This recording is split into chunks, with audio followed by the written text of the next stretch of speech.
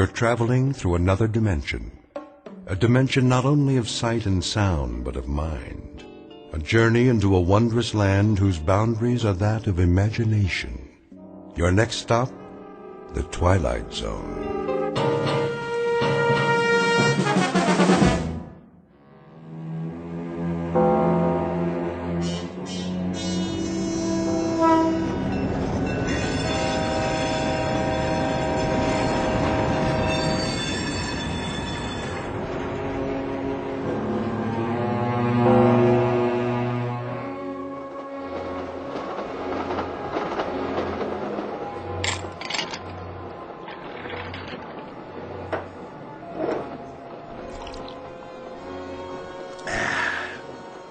Sure make a smooth whiskey sour on this train. Another one, sir? Sure, make it a double. Coming right up. And you, sir? No thanks. Very good. What's the matter, Olson? You on the wagon? It puts me to sleep. What's wrong with that? Makes the time pass quicker. We're not supposed to drink on duty. Are we on duty? Till the shipment gets to Fort Knox, we are. Oh, what do we do in the meantime? Guard it. That's the general idea. What's to guard? Gold's locked in the freight car and we're in the middle of the desert. Time to take a nap. You never know. Know what? What can happen when you're sleeping? Ah, didn't your mother tell you? What's my mother got to do with it? You go to sleep, and when you wake up, you're safe and snug in your bed. The world's just like you left it. Nothing changes. Trust me. Long as nobody tries to rob the train. Nobody knows what's on this train except us. All we have to do is file a report. One in L.A., one at the other end. In between, we got 2 days. Easiest duty I ever pulled. Olson, do me a favor. What? Open the curtain. Why? Just do it. Yeah, take a look out the window. What do you see? Desert. Right. Miles and miles of nothing. That ridge over there? Death Valley. Now, you see any bad guys? They could be hiding. Where? There isn't even a road out here. Just sand. Well, they could use horses. This is a diesel locomotive. Outrun any horse alive. Just the same, somebody could stop the train. With what? Here's that drink, sir. Thanks. We should get some chow. One question. Yeah? Are you two cops? Of course not. Well, that bulge under your coat, are you packing heat? Well, if you really want to know, I'm Special Agent Martin. Oh. And this is my prisoner, Mr. Olson. I'm transporting him across country to Leavenworth. Really? Keep your voice down. So that's why he doesn't get a drink. But why does he have the bulge under his coat? Cell phone. Oh, I get it. Go ahead, give him one. Take the edge off so I can relax. That's all right. Well, if he doesn't drink it, I will. Coming right up. You just blew our cover. Take it easy. These people are all tourists on their way to Disney World or someplace like that. So you're not carrying your weapon? Nope. Left it in the compartment. That's against regulations. Well, it wrecks the cut of my suit. Besides, it's not like I'm going to need it. Here's his drink. How much I owe you? Nothing. It's on the house. You're a good citizen, pal. Anything I can do to help. Well, just let me sample it for Mr. Olson here. Whoa.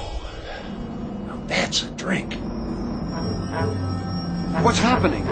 Must be the tracks. Hold on!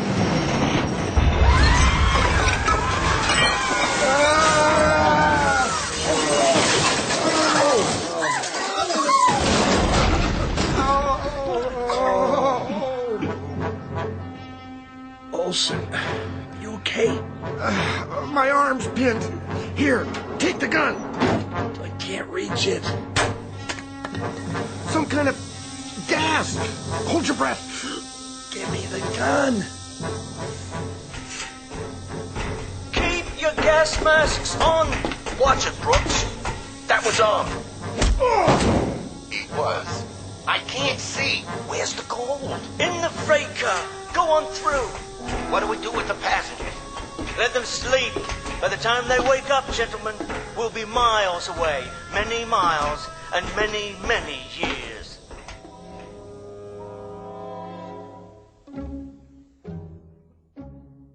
exit 2 hapless federal agents and enter 4 experts in the questionable art of crime.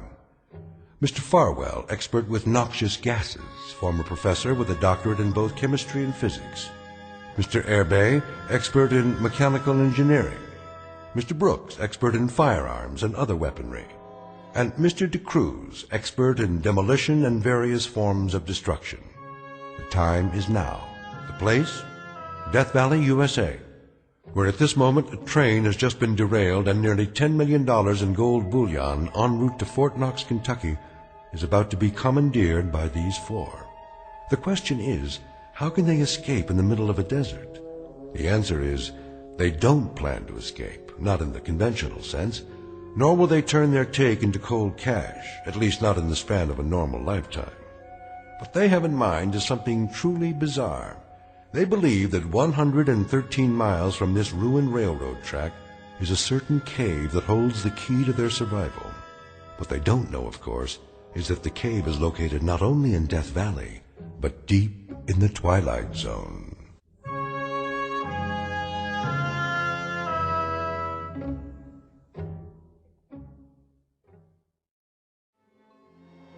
And now, The Twilight Zone, and our story, The Rip Van Winkle Caper, starring Tim Kazurinsky, with Stacy Keach as your narrator.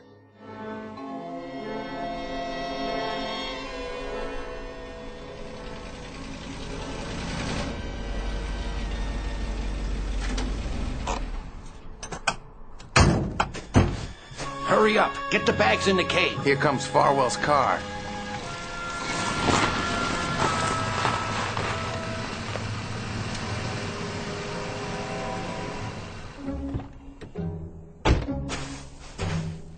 Clockwork, gentlemen. Just as I said. Apples in a barrel. So far, but we ain't spent nothing yet. Brooks is right. $10 million worth of gold bullion, and I've still got $1.20 in my pocket. That's this year's, Senor De Cruz. Today this, but tomorrow. Tomorrow, gentlemen, like Croesus, Midas, Rockefeller and J.P. Morgan all rolled into one. Perfection, gentlemen. That's how you performed, with perfection. Man, did you see that engineer when he hit those brakes? Looked like he thought the world was coming to an end. Sure he did. When I blow up tracks, I blow up tracks. Point out a foundry for me, De Cruz. I'll forge a metal for you. What's your trouble, Brooks? That wasn't an easy thing, tying up those tracks like that. You ought to try it sometime. There won't be another time. For me, neither. May we get on to business now? Sure, Professor. Whatever you say. Start unloading the truck. Well, aren't you a heavy little thing? All shiny and pretty. Any more at home like you? Yeah, just like this one. $9,980,000 worth of gold bars. Hey, Farwell, I gotta hand it to you. Use the cart. I mean the plan. It worked just like you said it would. Oh, you sound surprised. You're one smart guy. Freight car full of gold, train derailed, sleeping gas puts everybody out except us because of our gas masks. Mighty sweet if you ask me. That's right, Mr. Irby, except us. It was not yet our turn to sleep. It was our turn to enrich ourselves. We sure did that, didn't we? There's all the bags. All right, gentlemen. Do you remember the procedure? I'm sure you're gonna remind us. The procedure is as follows. Gold into the cave. Then Mr. De Cruz hides the truck inside, destroys the car. I never liked that part. For what reason? Well, somebody could see the fire. Impossible. The road is miles away. A plane could fly over. By then, all they will see is sagebrush and sand. Clear?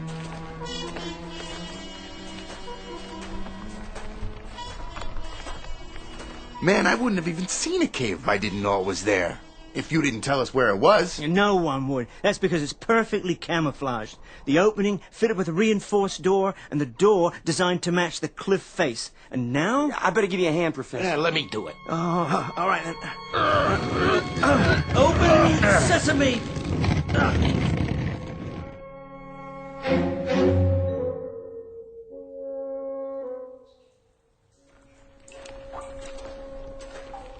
How much farther? We're almost to the main cavern. Stop here. Hand me the flashlight. Wow! How How'd you ever find this place, Professor? One of my colleagues at the university, a devoted spelunker. A what? Who cares? Let's get this over with. In a hurry, Mr. De Cruz. Sure I am. I drove the truck in, got rid of the car like you said. We've done our part. Pretty soon, this whole state's gonna be crawling with cops. It's not like we got all the time in the world. Then you may divide the gold bars. Ooh, yeah. This is the part I like. Hooey. Look at all that. 24 karat all the way. One for me. Hey, and one for you. One for Irby. One for the professor. 2 for me. 2 for you. Hey, Professor, what's the first thing you're going to buy with your share? A new life, gentlemen. A new life. Yeah. I like the sound of that. A life of comfort and leisure, as befits a man of such ingenious accomplishments. Well, you can say that again. Finish your counting. It's time for the pièce de résistance. Holy Jehoshaphat. Will you look at that? Is that them? The real culmination. The ultimate ingenuity. Yeah, they look like coffins. Shut up. You told us about them, but somehow I didn't know they was going to be made out of glass. A new type of plastic, actually, manufactured to my specifications. A completely inert material with no chemical interactions. I don't see why we have to get inside those things, those caskets. It's one thing to stop a train on its way from Los Angeles to Fort Knox and steal its cargo. It's quite another to remain free long enough to spend it. And spend it we shall. Yeah, but when? Don't you remember, Mr. De Cruz? I would have thought this aspect of the plan would be particularly clear in your mind. I remember, all right. You want us to play Rip Van Winkle. An appropriate analogy, I suppose. And that's what we are. 4 Rip Van Winkles. Only, I'm not so sure. What, aren't you sure of, Mr. De Cruz? The big sleep, Mr. Farwell. Just lying down in these coffins. I'd like to know what I'm doing. But you do know. I've explained it very precisely. The 4 of us will be placed in a state of suspended animation. Think of it as a protracted rest period, Mr. De Cruz, to gather our strength. And when we wake up, that's when we take our gold and enjoy it. I say everybody should take his cut now. And how far will we get with it? We got a vehicle, we got water. There'll be roadblocks. Yeah, and that guy with the gun on the train, maybe he was a Fed. If we killed a Fed... Not killed, put to sleep. I'll take my own chances. Hey, what's with the knife? Put it away, Brooks. You're not gonna stop me. That's what you say, De Cruz, but that ain't what we agreed on. Quite right. What we agreed on was that we'd stash the gold here and then do what the professor tells us. And so far, he ain't been wrong. The gold, the gas he used to put a whole trainload of people to sleep, everything. All we had to do was walk over a lot of horizontal folks while they was snoring and transfer a fortune like it was cotton candy. Amen to that. Amen to that, sure. But what about this? You don't mind being helpless, sealed up in these crates, flat on your back? Anything could happen. I assure you, nothing will happen. The Earth turns on its axis, the sun rises and sets, much as it has for billions of years. It will be like going to sleep on a given night and waking up to a glorious new morning, just as when you were a child, safe in your bed. I just don't know. We've gone over this. I've established that you're not claustrophobic. What's the matter? You scared? I'm not scared of anything. Then there's no problem, is there? So, none of you mind being cooped up in here? No, De Cruz. None of us mind. How long, Farwell? When we each push the button inside and the gas comes out and this suspended animation thing takes over. How long? How long? I don't know exactly. I can only surmise. I would say that we would all wake up within 1 hour of each other, no longer. When? I would say approximately 100 years from today's date. 100 years, gentlemen, and we shall walk the earth again as rich men, however, as extremely rich men. 100 years. Just like Rip Van Winkle. And when we wake up, no one living will remember who we are and what we did today, except the four of us. We will remember and rejoice in our reward. What's that? The wind, gentlemen. The wind, obliterating the last traces of our existence.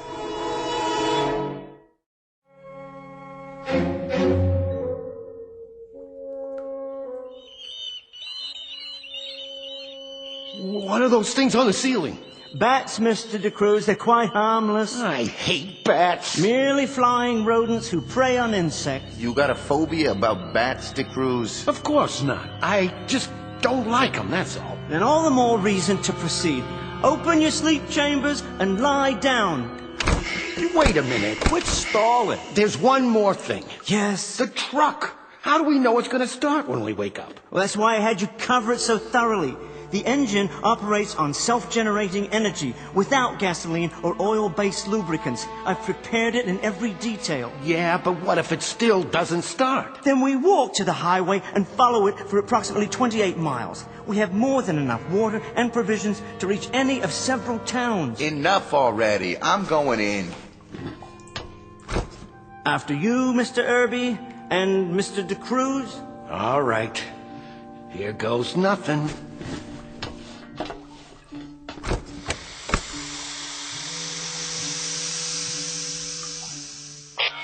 Gentlemen, we are now hermetically sealed. First of all, I want to know if you can all hear me. I hear you. Mr. Irby? Check. Loud and clear. Then the microphones are operating perfectly. Now what? Now I'm going to give you the exact sequence. First, check the airlock gauge located to your right. See it? You mean the dial? The red arrow should be pointing towards closed and locked. Once it is, you're to count to 10 very slowly. When you come to the end of the count, reach up with your left hand to the shelf just above your head. There's a small green button there. I see it. You're to press this button. When that's done, you'll hear another hissing sound. That will be the gas being measured into the enclosures. Ready over here. Next, take 3 shallow breaths, followed by a long, deep one. After a moment, you'll begin to experience a heavy, drowsy feeling. Don't fight this. Just continue to breathe regularly and try to remain as still as possible. Sounds like the gas chamber at San Quentin. Can it, De Cruz? A good suggestion would be to count backwards from 20. This will occupy your mind and keep you from engaging in any excess movement. Hey, De Cruz, you can count, can't you? By the time you reach 8 or 7, you should lose consciousness. All right, gentlemen, check your airlocks first. Got it. Check. Okay. Now begin to count, and on 10, release the gas. You shouldn't mind it, it's quite odorless. Good night, gentlemen. Pleasant dreams and a good sleep. I'll see you in the next century.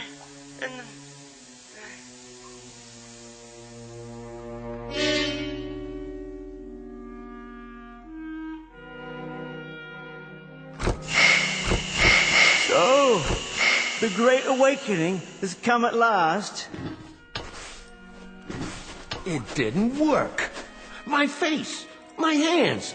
Look at yourselves. We don't have any beards. That means... He's right. Of course I'm right. Our fingernails haven't even grown. Hey, Farwell, with the big brain and all the answers, your plan was a dud. I don't understand. It was foolproof. It must have worked. Wait, yes, of course. All the bodily functions stopped. There wouldn't be any growth of beard, nails, or anything else. I tell you, it worked. One way to make sure. Yeah, let's have a look outside.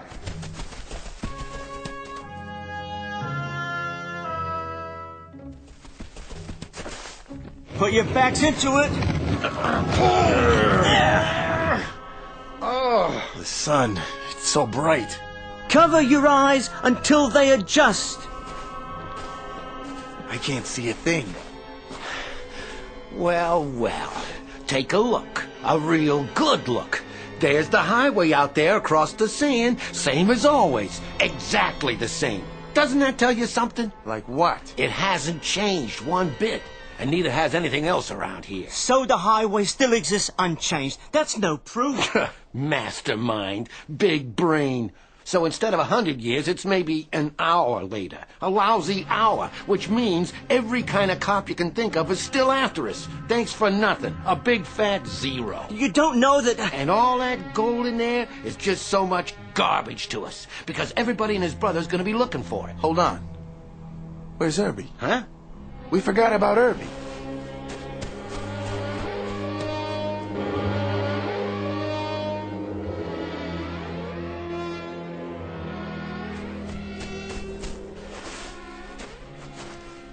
No. I don't believe it. His case. It's cracked. The air got in. And the gas escaped. And all because of this rock. I thought you said it was a special plastic. Or the rock must have fallen from high overhead. It was those bats knocked it loose. Was it high enough to cause a hairline crack in the structure? Yeah, here, look. Just at the edge of the frame. Poor Mr. Herbie. He has proven my point, however. A dramatic example, but nonetheless, he has most definitely proven my point. He sure did. There's nothing left inside but bones. There's his wristwatch, his ring. On a skeleton. Hey, Farwell, how long would it take for this to happen to his body? Autopsies are not my field of expertise, but it would take years, especially in this climate. The odds are, Mr. De Cruz, that we are now, indeed, in another century. Just like the plan. So, what's the next step? We get the gold in the truck and we take it to the first city we come to. And we either find a fence or we melt it down. That's the deal, isn't it? Why is it, Mr. De Cruz, that greedy men are the most dreamless, the least imaginative, and the most stupid? Listen, Farwell. No, you listen to me. For the first time in the history of man, we've taken a century and put it in our hip pocket. We've taken a lease on life and outlived our stay. We've had our cake, but we're still going to eat it. That's quite an adventure out there, Mr. De Cruz, though you're a little insensitive to it. Quite a splendid adventure, a world we've never seen before. A brand new, exciting world that we're about to walk through. Only this time with money. That's right. With $10 million worth of gold. That's how we're gonna walk through it. Of course. The only thing left to wonder about is, what kind of world?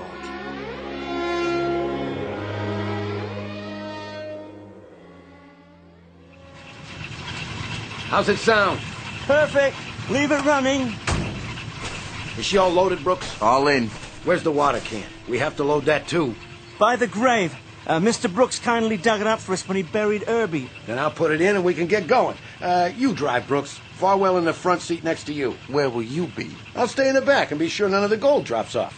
Well, aren't you the most thoughtful little bugger that ever come down the pike? You stay in the back and watch the gold, huh? Yeah. I wouldn't trust you with the gold if it was a filling in your mother's own tooth. No, buddy boy, no. You drive, I'll ride in the back. As soon as I get the water can.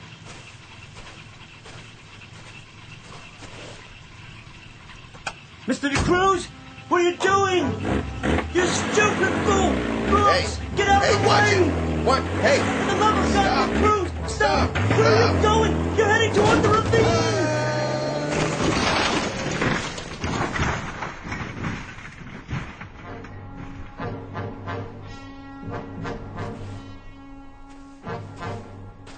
De Cruz? But I don't understand. I saw you drive over the edge. You didn't see me jump out the other side before it went over. I also see that Mr. Brooks had an accident. Is that what you'd call it? Yeah, a fatal one. Don't know how that could have happened. Guess the truck ran over him. Those brakes, they must have been bad. A man's got to keep his eyes open out here. He should have got out of the way. Yes, he certainly should have. And I'm sure he would have if you'd given him the chance. Well, the upside is, I guess there's more gold now for the two of us, you and me. I keep underestimating you, Mr. De Cruz. We do it my way now, huh? And which way is that? Take all the gold we can carry in 2 backpacks and hit the road. I suppose. I can't think of any other alternative at the moment. You know, I sure can't either. the obvious, the simple, idiotic, ridiculously obvious. Look, even if you hadn't wrecked it... What? The license plates are 100 years old. We would have been picked up the moment we hit the highway. Yeah, that's right. So load up what we can. It's going to be a very warm walk. Very warm. You could always wait here till I come back for you. No, you're quite right, Mr. De Cruz. Your point is well taken. I suggest we hit the road.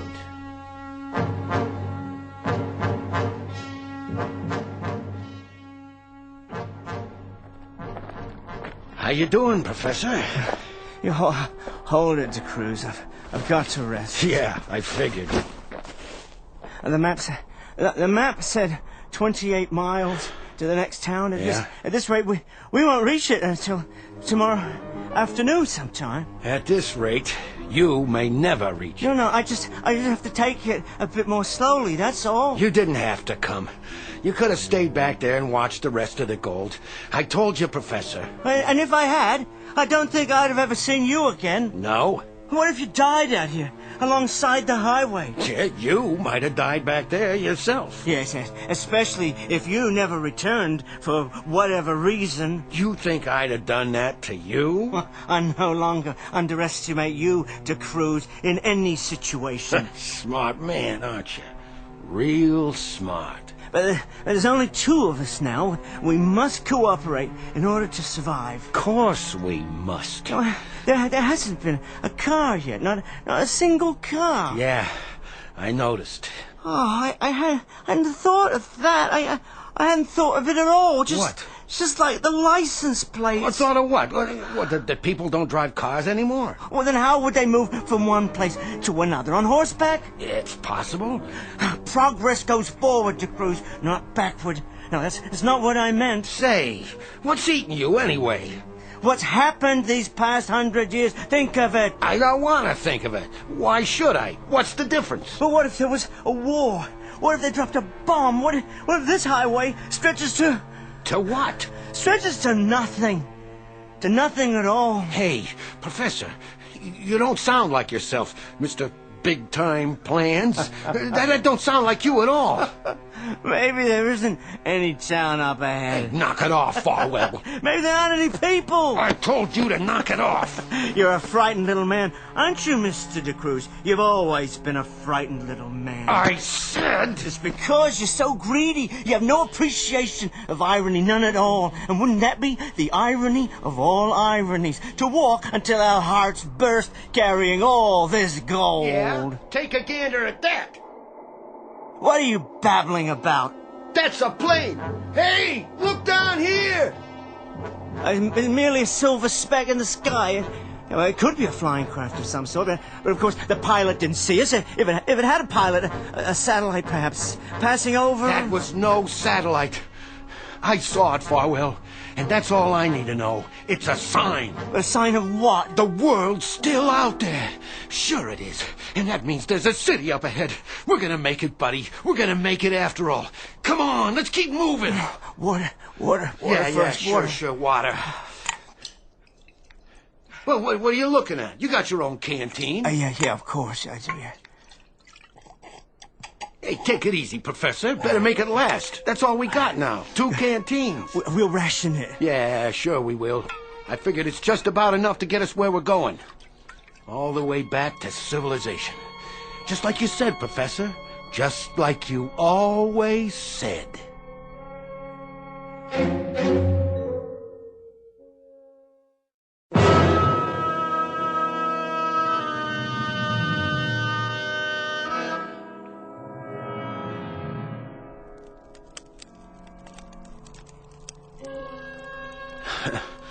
Too bad we don't have nothing to eat tonight. The fire'll keep us warm, though. I thought I told you to bring the provisions. I only had room for a couple of freeze-dried packs. But you need to add water, and we don't have any water to spare. Well, at least you know how to start a fire. Didn't I tell you? I used to be a Boy Scout. Oh, you were never a Boy Scout, Mr. De Cruz. They'd have thrown you out. Hey, That's no way to talk, seeing as how we're partners. Soon to be very wealthy partners. We could go into business. I call it the Rip Van Winkle Company. If it's all the same to you, De Cruz, I've got plans of my own. I know. For a life of leisure. Well, we're sure gonna have that, even with inflation. Oh, beyond question. If there is one constant in the world, it's gold. Currencies come and go, but there's never been an adequate supply of precious metals. The course of history changed because of gold, the only irreducible commodity. How much do you think our stash is worth now? Oh, that's hard to say, but whatever the currency, gold retains its value. Scarcity, De Cruz, that's what makes it valuable. And there's never been enough to satisfy human greed. We better get some shut-eye. Yes. Funny. I'm not even sleepy. I had plenty of that already. Oh, we need to preserve our strength. But first, another ration of water. We're seriously dehydrated. I can't recall ever being so thirsty. Yeah, me too. Wait. Well, where's my canteen? On your belt, same as mine. No, it's not there. I must have left it behind when we stopped this afternoon. Now, that's tragic, Mr. Farwell. That's just about the saddest story I've heard all day. I must have water, Cruz. I need it desperately. Water, Mr. Farwell? Why, I believe there's some water around here somewhere. Yeah, sure. In my canteen. Give it to me. Okay. For a price. What are you talking about? 1 drink, 1 bar of gold. Oh, you're out of your mind. Hey, that's the price. I continue to underestimate you, De Cruz. You're quite an entrepreneur. Ain't it the truth, Farwell? Quickly, please. That's enough. Wait, I'm not finished. 1 drink, 1 bar of gold. That's the going rate today. It may go up tomorrow. I haven't checked the market. But for tonight, it's 1 for 1. You better lie down and get your rest. We got a long day ahead of us. Me, I think I'll just sit here by the fire. Like I say, I'm not even sleepy. What's that? The sound of the world, Professor. The strong feeding on the weak. Same as always.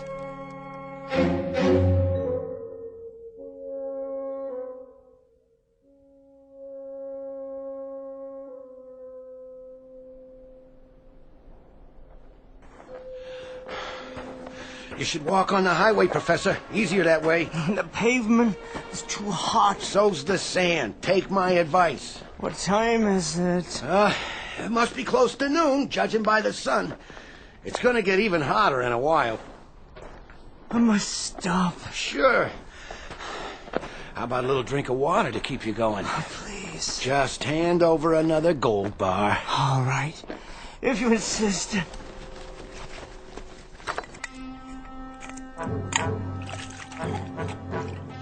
Oops, that's enough now. You don't want to drink too fast in this heat. Bad for your health.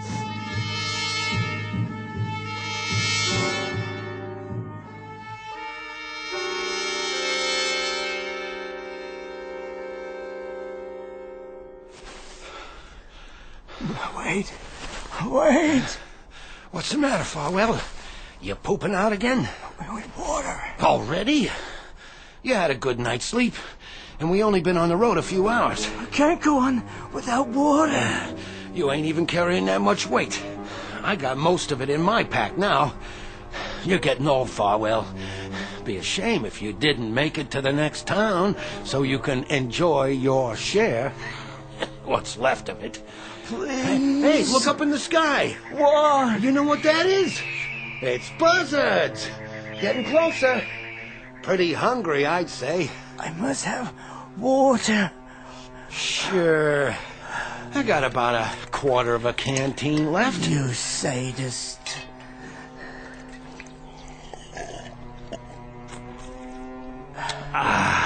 That's mighty good. Not cold, of course, but it's nice and wet.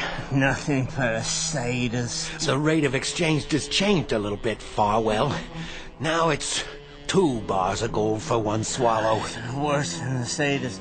A tormentor. An extortionist. If you don't want it. Yes, all right. Glad to see you're still a smart man. I'll just put these in my bag. No, DeCruz, those are yours. What? The ones in my bag. I'll hold on to these 2. That's all you got left? 4? Well, aren't you the generous one? Just give me my water. As soon as I pick up your bag, I guess I can carry both from now on. I'm sorry I can't help you. I'm afraid you'll have to bend down and get it. No problem.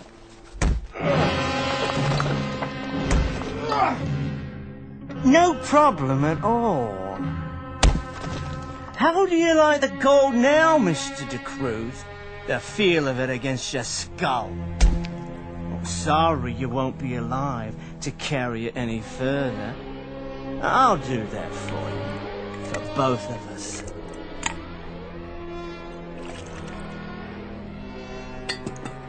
And now, time to go. According to the map, less than 1 more mile. Too heavy. I'll come back for them. Now, only what I can lift. 2 miserable bars. One, but still worth a small fortune.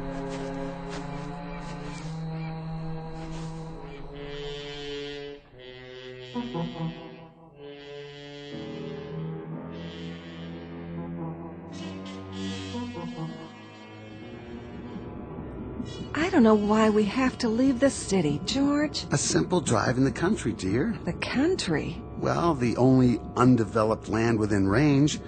I thought it'd be nice to get away. You know, if only for an hour or 2, but... But this is desert land. No one goes here anymore. That's exactly my point. Don't you ever want to get off the beaten track and do something that's not so safe, so arranged? Not really. We have everything we need in the city complex. All right then, dear. We'll turn around. But you know, the sunsets are beautiful here. Well, I suppose it's all right. You don't mind? For a while. Just keep the dome top sealed. The climate outside is ghastly. I suppose that's why it was called Death Valley. Once the sun goes down, though, the temperature should drop. George, look! Lying in the road! Oh, is that an animal? Good Lord. I think it's a man.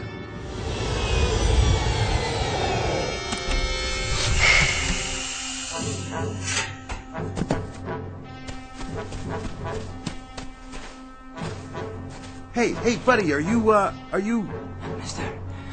Mister... He's alive! I'll call the med unit. Mister, there's gold here in my hand. Real gold. I'll give it to you if you drive me into town. Sure, fella. If you give me water, I must have water. I've got some in the ion car. I'll bring it to you. No, don't leave me here. No, I won't leave you. There's a solid gold. 0.999. I swear it is. I want you to have it, and there's more nearby. I tell you where. You can have it all if you just give me some water. Poor guy. Poor guy. I wonder where you came from.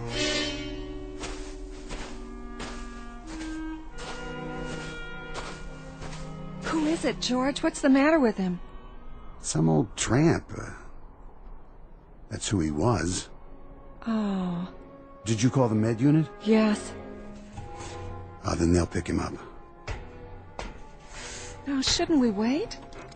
And no reason to. They can take our statement over the tri-vid. What's that? Gold. That's what he said it was. He wanted to give it to me in exchange for a ride into town.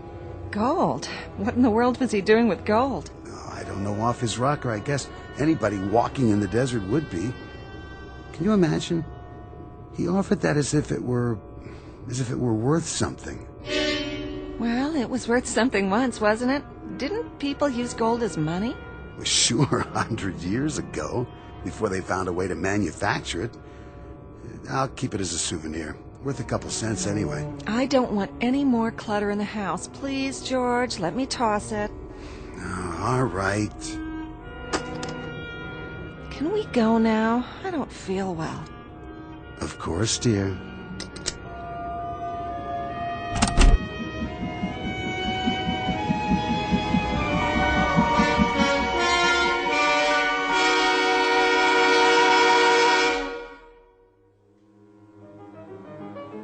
Final scene. Final act for 4 Rip Van Winkles, whose lives were a protracted cheat and who ultimately had to die in precisely the same way they lived, chasing an idol across the hot, yielding sand of a miserable, valueless, and preordained life. Messieurs Farwell, Herbe, Brooks, and De Cruz, now bleached dry in the hot sun, and just as worthless as the gold bullion they built a shrine to. A lesson to remember in the Twilight Zone.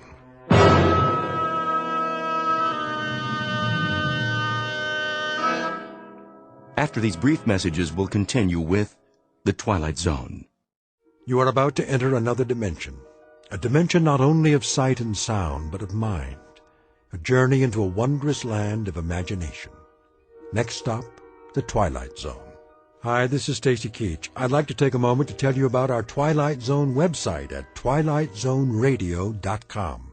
At twilightzoneradio.com, you'll find the latest information on these Twilight Zone radio dramas, including behind-the-scenes photographs, plus the newest product releases, trivia contests, ways to contact us, other Twilight Zone-related info and merchandise, plus links to other fascinating websites. So make your next stop twilightzoneradio.com. Visit twilightzoneradio.com to purchase these Twilight Zone radio dramas on cassette and CD, or call toll-free 1-866-989-ZONE. That's 1-866-989-9663.